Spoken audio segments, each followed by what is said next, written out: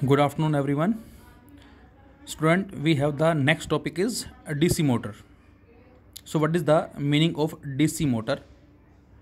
And all of you very well known about AC and DC. AC is the alternating current and DC is the direct current. So, what is the basic principle of DC motor and where it can be used? तो बेटा DC motor क्या होती है, किस तरह से इसकी working है और डेली लाइफ में इसकी कहाँ कहाँ क्या क्या एप्लीकेशन जो हैं वो जनरली हम यूज़ करते हैं, देखें ज़रा। तो सबसे पहले कि डीसी मोटर बेटा हमारे पास वो डिवाइस है जो इलेक्ट्रिक एनर्जी को मैकेनिकल एनर्जी में कन्वर्ट करती है। The device which is use to converts the direct current energy from a battery into mechanical energy of rotation, जो मैकेनिकल एनर्जी में कन्वर्ट करती है। और किस प्रिंसिपल वर्क करती है बेटा ये? तो आंसर है कि हम टॉर्क के कॉन्सेप्ट को स्टडी कर चुके हैं कि जब कभी भी किसी करंट कैरिंग कॉइल को हम एक यूनिफॉर्म मैग्नेटिक फील्ड में सस्पेंड करते हैं तो उसकी वजह से उस पर एक टॉर्क लगता है। और टॉर्क क्यों लगता है बच्चों?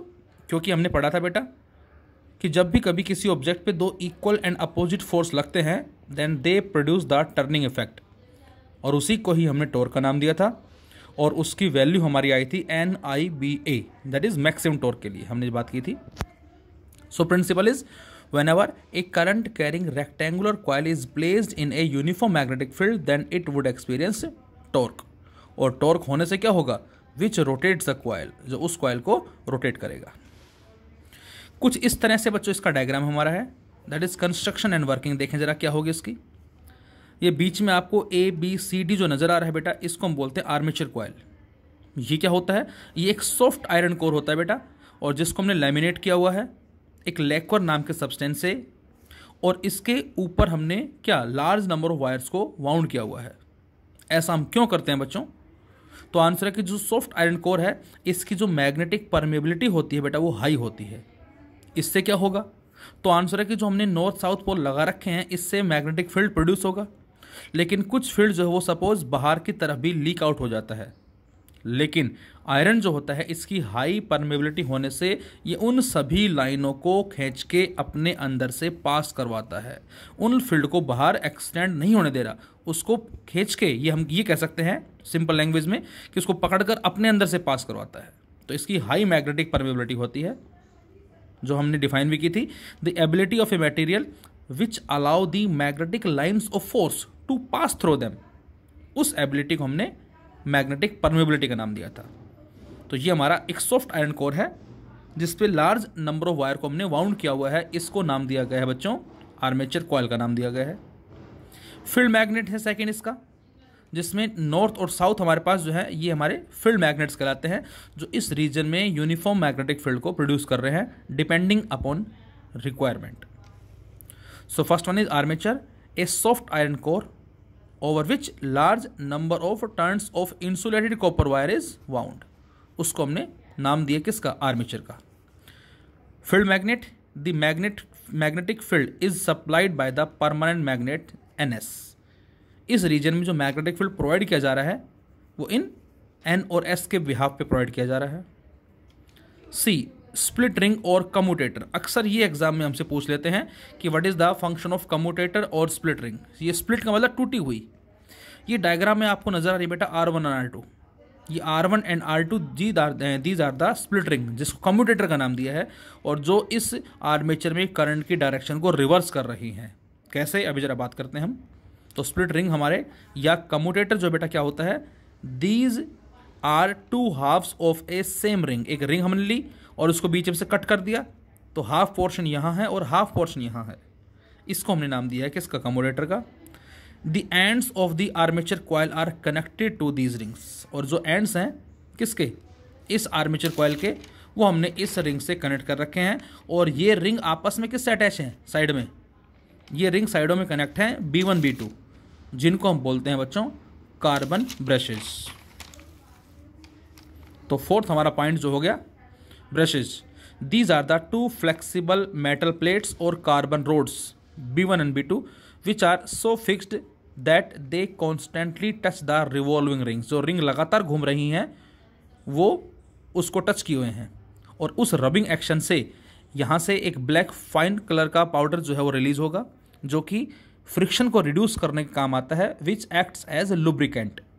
तो इस कार्बन रॉड से बेटा एक पाउडर जो है वो रिलीज होता है जो कि लुब्रिकेशन काम करता है फ्रिक्शन को रिड्यूस करने में। Next is battery. The battery consist of a few cells of voltage V connected across the brushes. और इस ब्रश के कॉरस्पॉन्डिंग हमने एक बैटरी भी लगा रखी है जो लगातार उस कॉयल में, आर्मेचर कॉयल में करंट को सेंड कर रही है। The brushes convey the current to the ring from where it is carried out to the armature. और सबसे पहले करंट पहुंचा कहाँ? ब्रशेज में, ब्रशेज के थ्रू रिंग में, और उन रिंग के थ्रू जो स्प्लिट रिंग है वो जा रहा है आर्मेचर कॉयल में। अब जरा देखें वर्किंग हमारी जो है वो किस तरह से होगी। तो बच्चों जैसे ही करंट फ्लो करेगा, ध्यान से देखें जरा, इसमें करंट ये हमने मान लिया बेटा A, ये B, ये C और ये D, ये हमारे आर्मेचर कॉयल है। और इस पे दीज आर द टर्न्स किसके लिए? ताकि मैग्नेटिक फ्लक्स जो लिंक हो सके वो ज़्यादा हो सके, फील्ड जो लिंक हो सके वो ज़्यादा हो सके। इसलिए हम यहाँ पर नंबर ऑफ टर्न्स को भी कनेक्ट करते हैं, क्योंकि टॉर्क में N जो है वो क्या बताता है, जो हमने पढ़ा था। तो यहाँ से बच्चों क्या होगा, अब करंट चला ऊपर इस तरफ, फिर करंट इस तरफ गया, फिर करंट इधर आया और यहाँ से करंट यहाँ, इन दिस वे। तो ये हमारा करंट का एक साइकिल हो गया। अब मैं आपसे कहूँ फ्लेमिंग लेफ्ट हैंड रूल लगा के बताएं कि इस पोर्शन पे, इस पोर्शन पे, इस पोर्शन पे और इस पोर्शन पे जो फोर्स लग रहा है वो किस किस तरफ लग रहा है। तो बच्चों ये हमने स्टडी कर लिया है किसमें, टॉर्क वाले कॉन्सेप्ट के अंदर। टॉर्क होने current carrying coil when placed in a magnetic field, ये हमने स्टडी किया था बेटा। और उसके बिहाफ पे हमें आंसर क्या मिला था? हमें आंसर मिला था कि जो ए बी पोर्शन है इस पे जब हम रूल लगाते हैं फ्लेमिंग लेफ्ट हैंड रूल, ये करंट, ये मैग्नेटिक फील्ड, ये फोर्स, तो फोर्स किस तरफ आता है? आउटवर्ड। इस पे आउटवर्ड आया था बच्चों, इस पे डाउन आया था, नीचे आया था, ध्यान होगा आपको। इस पे किधर आएगा? इसमें करंट कुछ ऐसे जा रहा है, तो इससे फोर्स किधर आएगा? नीचे की तरफ, इनवर्ड है। और इस पे अप। तो यहाँ 4 फोर्स मिले हमें। इस पे फोर्स डॉट लिखा मैंने, दैट इज आउटवर्ड। इस पे फोर्स नीचे, इस पे फोर्स इनवर्ड और इस पे फोर्स अप। ये कैंसिल आउट करेंगे। फोर्स तो यहाँ इनकी वजह से भी कैंसिल आउट हो रहा है, लेकिन ये दो इक्वल एंड अपोजिट फोर्स क्या करेंगे? एक टर्निंग इफेक्ट को राइज करेंगे, और उसी को हमने टॉर्क का नाम दिया था। और उसकी वजह से क्या होगा? ये घूमना शुरू कर देगी। अब जब ये घूमेगी तो इसके साथ कनेक्ट कौन है? ये कनेक्ट है, ये भी घूमेंगे, बोलो। तो उसके वजह से होगा क्या? उसकी वजह से हाफ रोटेशन में ए बी पहुंच जाएगा सी डी की जगह, और सी डी पहुंच जाएगा ए बी की जगह। कुछ इस तरह से डायग्राम होगा अगले हाफ में। ए बी अब इधर आ गया, मतलब पीछे की तरफ, और सी डी फ्रंट में है। और अब डायग्राम आपको नजर आ रहा है कुछ इस तरह से, यहां से। अब ये हमारे पास R2 और ये R1, क्योंकि ए बी कनेक्ट किससे बेटा?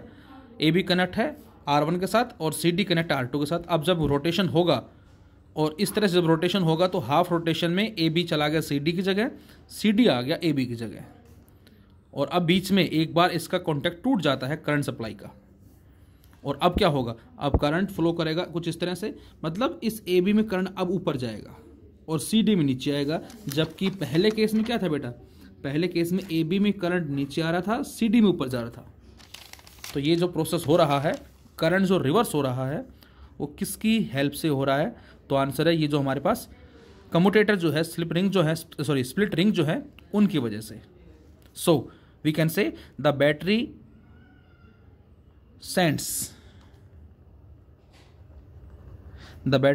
sends current, then AB experience outward force and CD experience inward force, and these two equal and opposite force arise the torque. After half rotation the direction of current is reversed, और half rotation के बाद इनमें current की direction change हो जाएगी। and now CD experienced outward force and AB experienced inward force. So in this way the armature coil rotating continuously, और इस तरह से आर्मेचर कॉइल जो कंटिन्यूसली रोटेट करती रहेगी। तो ये हमारा कहलाता फंक्शन। अब इसमें बेटा हम आगे इसमें एक चीज़ और स्टडी करेंगे, ईएमएफ का जो कॉन्सेप्ट है वो हमारा क्या होगा, लेकिन वो हम स्टडी करेंगे इलेक्ट्रोमैग्नेटिक इंडक्शन को पढ़ने के बाद। अभी फिलहाल यहाँ तक आप इतना ही रखें इसको। यूजेस क्या हैं इसके? तो आंसर इसको हम टॉयज़ में यूज़ करते हैं, जो आपने देखा भी होगा, रिमोट कंट्रोल जो हमारी कार्स आती हैं उनमें सभी में यही कॉन्सेप्ट काम करता है। फैन में, प्रिंटर में, मिक्सर वगैरह में, वॉशिंग मशीन में, इन सभी में जो कॉन्सेप्ट हमारा वो सारा इस डीसी मोटर का ही कॉन्सेप्ट एग्जिस्ट करता है। और ये किस प्रिंसिपल पे काम करती है? जब कभी भी करंट कैरिंग रेक्टेंगुलर कॉइल को हम एक मैग्नेटिक फील्ड में लोकेट करते हैं बेटा, तो ये एक टॉर्क को एक्सपीरियंस करेगी। और यहाँ पर जो स्प्लिट रिंग है या कम्यूटेटर है, इसकी वजह से करंट की डायरेक्शन क्या हो रही है? चेंज हो रही है।